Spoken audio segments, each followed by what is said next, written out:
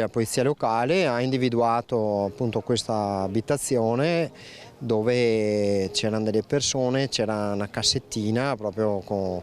quei classici sistemi degli affitti su piattaforma, e quindi dopo aver fatto degli accertamenti e delle verifiche ha scoperto che appunto si trattava di un caso evidente di affitto abusivo. Sulla carta risultava residente ad Asiago, ma in realtà abitava a Thiene e affittava regolarmente in nero la sua abitazione a 1.400 euro per una settimana, arrivando persino a pubblicizzarla su Booking e altre piattaforme online. Non pagava la tassa obbligatoria per locatori e non aveva mai dichiarato le entrate provenienti dall'affitto. I controlli li svolgiamo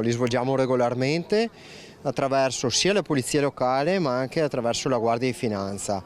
perché stiamo veramente presidiando il territorio in modo molto ferreo su questo genere di reati, che perché poi alla fine sono reati al non pagamento degli IMU piuttosto che anche a